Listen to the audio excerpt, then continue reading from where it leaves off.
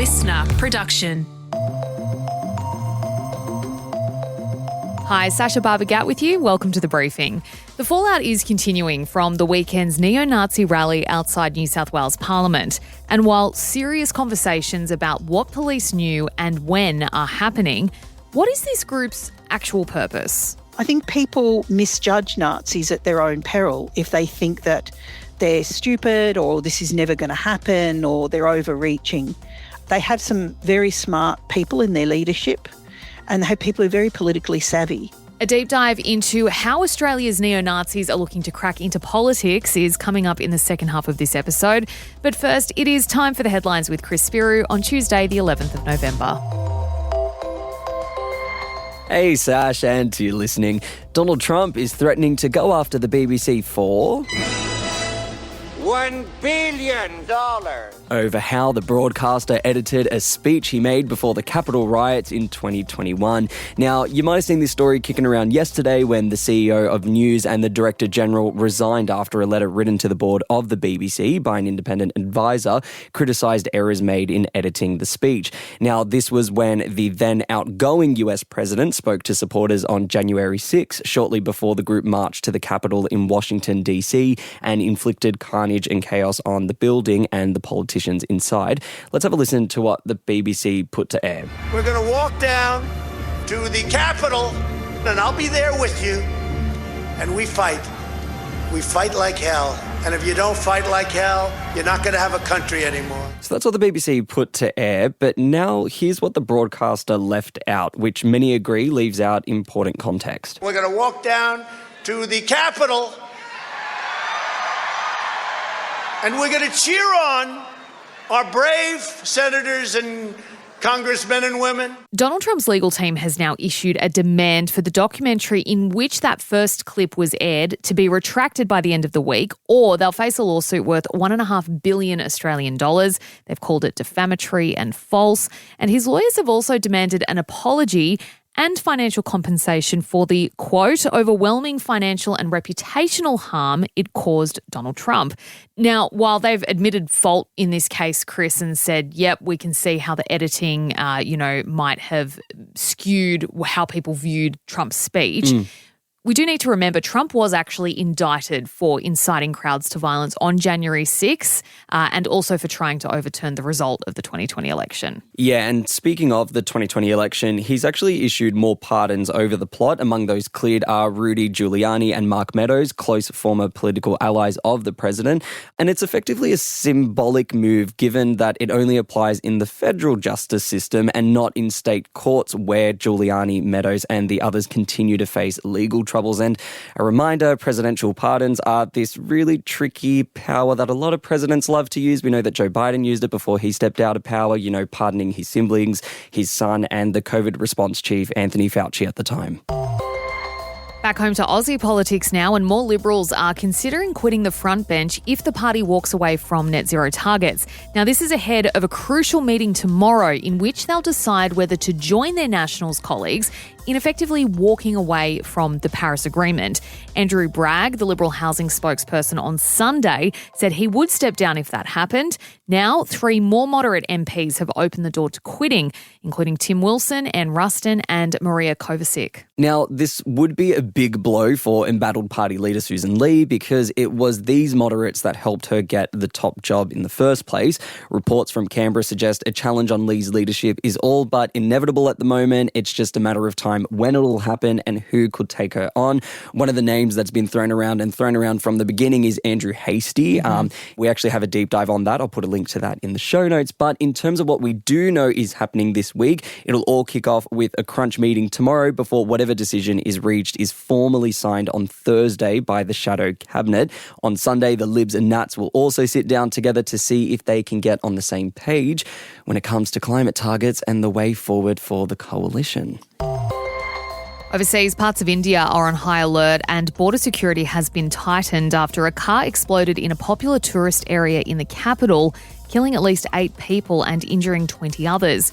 According to Indian police, a slow-moving hatchback carrying 3 people stopped at a red light near a major Delhi landmark just before 7 p.m. local time, around midnight here in Australia.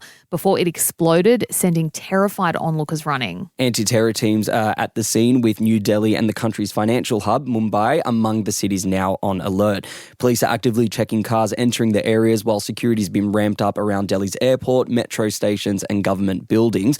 Now, while an official motive is yet to be identified or revealed, we have heard from Indian PM Narendra Modi, who in a post to X extended his condolences to those who lost their lives in the blast and said he has reviewed the situation with his Home Affairs Minister and other officials who are set to meet in the coming hours. Now, the advice from Smart Traveller here in Australia in terms of travel to India remains the same. They advise that any Australians heading there exercise a high degree of caution overall due to the threat of terrorism and crime and the risk of civil unrest. Now, as you said, Chris, we don't know what the motive was or what the cause of this attack has been, but that is the advice from the Australian government in terms of travel to India. Now, thousands of tourists do actually visit this landmark. It's the 17th century Red Fort. It's an incredible structure. It lies just a few metres from a busy trading hub. So lots of people, lots of tourists, definitely something that was going to get international attention. Back home now, where Senator Jacinta Nampijinpa Price has pulled out of a Put Australia First event where she was promoted as a headline speaker alongside British far-right activist Tommy Robinson. The NT Senator posted on X on Friday that she was honoured to join the upcoming rally against mass immigration and net zero in Sydney, saying it would be an opportunity to, quote, hear the voices that matter most, those of everyday Aussies demanding real change. But after questions were put to her by the media, her post was wiped. According to The Guardian, they contacted her office soon after the announcement, asking whether she felt comfortable appearing alongside Robinson, who's a controversial figure known for his ties to fascism and anti-Islamic groups. They were told she would not be attending due to personal commitments, which was the same reason given to the ABC. Now, Tommy Robinson is still scheduled to show up via video link, as too is former One Nation candidate Stuart Bonds and anti-lockdown campaigner Nick Patterson, an interesting ragtag group of speakers there. And this is at events that will be happening in Sydney, Melbourne and Brisbane, and they are scheduled to take place at the end of the month. Yeah, and a reminder, if you've heard the name Tommy Robinson, you're kind of like, who is this guy? This is the person who was involved in the Unite the Kingdom march in London back in September, the one that police say, I think it was around 100 to 150,000 people rocked up, but videos online are kind of show that, it was probably way more than that. However, that's the event that Elon Musk spoke at, and a reminder, this is what he had to say. Whether you choose violence or not, violence is coming to you. You either fight back or you die. Today, Elon, I think the British public are telling the world that they're ready to fight back. Good. Now, bringing it back home, we don't know what level of knowledge Susan Lee's office had of Jacinta Nampijinpa Price's involvement here. They were asked to comment on it, and they didn't provide any indication as to, whether Susan Lee intervened to tell Jacinta Nampijinpa Price to not get involved and, pull out of this rally because, arguably not a great look for the party at the moment. And more scientists have come out to debunk Donald Trump's claims that paracetamol is causing autism, with researchers from Australia rubbishing the announcement. Now, this was from a group at Monash University. They've published a review stating the drug, one of the only painkillers a woman is cleared to use during pregnancy, is safe for use. I know I was downing paracetamol while I was pregnant because pregnant women go through a lot of pain. Now, to remind you, if you can't tell, I'm annoyed, to put it very mildly. No, I wasn't getting that impression. Now, a few months ago, Trump and his health chief, RFK Jr., came out telling women to tough it out and to fight like hell not to take it, claiming researchers had found a link between children with autism and Tylenol or paracetamol. The use of acetaminophen, which is basically commonly known as Tylenol, during pregnancy can be associated with a very increased risk of autism. So taking Tylenol is not good. Not good. Bull, Donald. But these Monash scientists have joined others to say there is no clear evidence connecting the drug's use while pregnant to autism or ADHD in kids. Just in case you wanted some more evidence and just in case you didn't trust the global science community and trust the Aussie scientists here. Alrighty, on that note, thanks for listening to today's headlines. A reminder though, a new episode of Secrets We Keep Uncovered is now in your feed, and our very own Tara Cassidy is hosting this one. Tara, what did you uncover in this week's episode? This week, I interview the woman who exposed the so-called Butcher of Bega, an obstetrician and gynecologist who committed heinous acts against his female patients, including genital mutilation. That episode is live in your feed right now if you search Secrets We Keep Uncovered. Yes, have a listen to that. But before you do, we have a deep dive, Sacha Barbour Gatt's deep dive, looking into the neo-Nazis having a genuine crack at entering Australian politics, how they're doing it, and whether they'll be successful. Stick around, that deep dive is coming up for you next.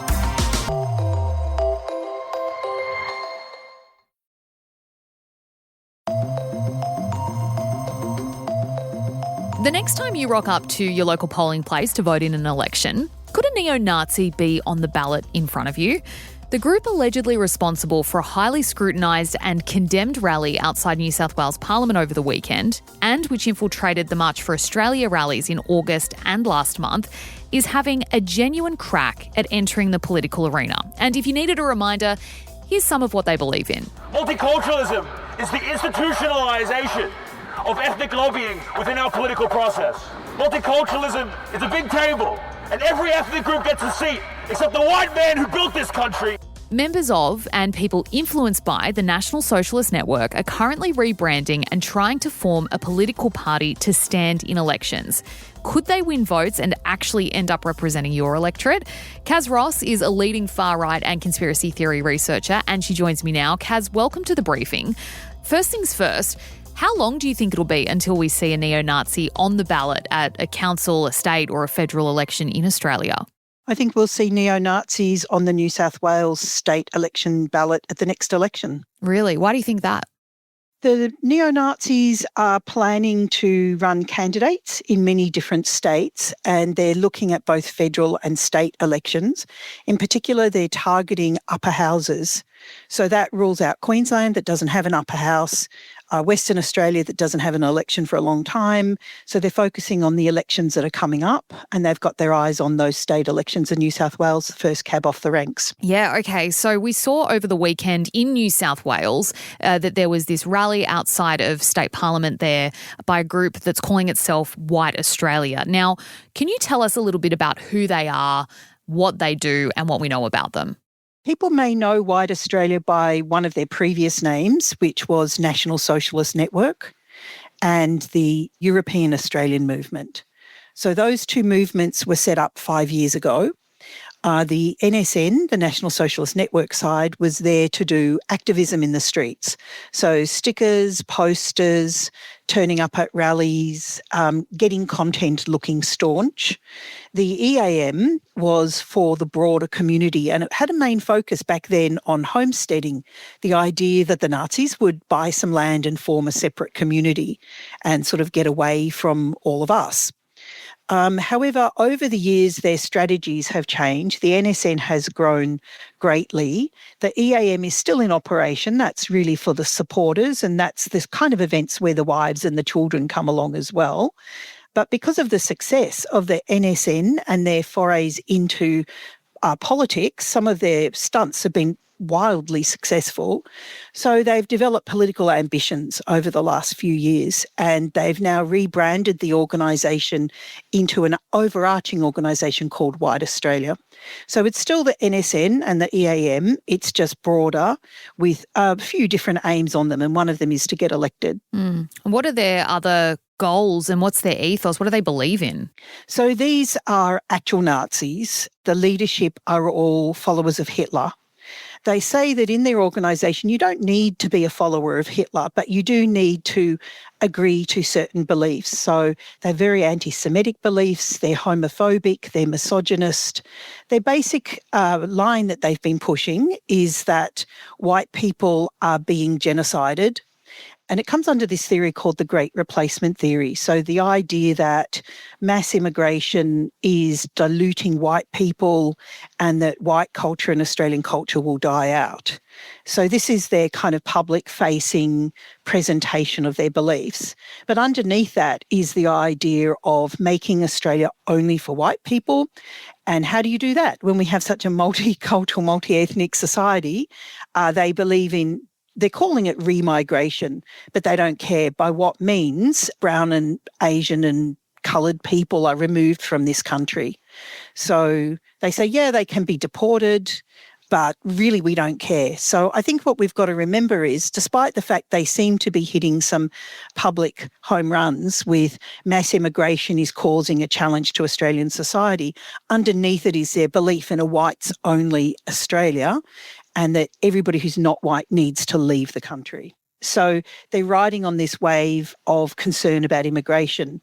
But underneath it is probably their most serious and main aim, which is they want to reclaim two things very sacred and dear to them, which is the Hitler salute and the swastika.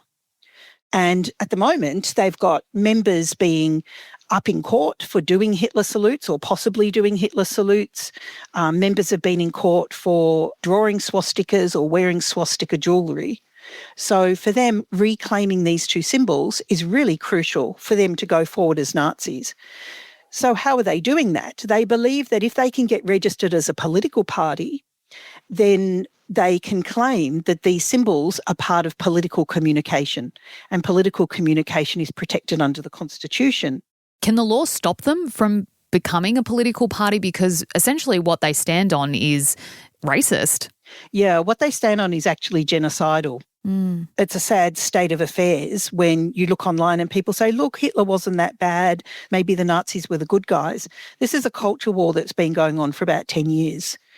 Whether the laws are adequate for dealing with them, in the same week that we've seen the Premier of New South Wales, Chris Minns, talk about how abhorrent it was to see 70 Nazis on the steps of the New South Wales Parliament, we have the leader, Thomas Sewell, being acquitted of a charge of offensive behaviour in Ballarat in Victoria. They essentially did the same thing there. They marched around with a banner. They did their chants of, blood and honour and hail victory. Thomas Sewell gave a speech. People were intimidated and offended and upset to see them in their town. But the magistrate ruled that to a reasonable person, these were not offensive. This was not offensive behaviour. So in the week, we've got this contradiction where we've got magistrates saying it's not offensive, and we've got Chris Minns saying it is offensive and we're going to stop it. The call for more laws isn't the solution. We need to be looking at the laws that we have and reframing them so that they can be applied effectively and consistently. Do you think that they could successfully lure voters to their cause if they did end up on a ballot? I mean, sometimes you open up those Senate voting forms and it's, as big as your arm span, and there's all these parties that you've never heard of, and you don't even give them a second thought. Would they likely just kind of fall into that category, or do you actually think that they could have some success politically? So we saw in those March for Australia marches that happened at the end of August and then another one in mid-October, thousands and thousands of people turned out to those rallies, and those rallies were focused on stopping mass immigration. So I believe that the anti-migration vote would probably flock to them because none of the other parties are really adequately dealing with migration. Pauline Hanson's One Nation have, of course, jumped on the wave of anti-migration, and they've had a huge boost in the polls as a result. Now, we saw during the COVID era that these small freedom parties got very few votes, actually, despite the fact they seem to have a groundswell on Facebook and Instagram and these other social media platforms.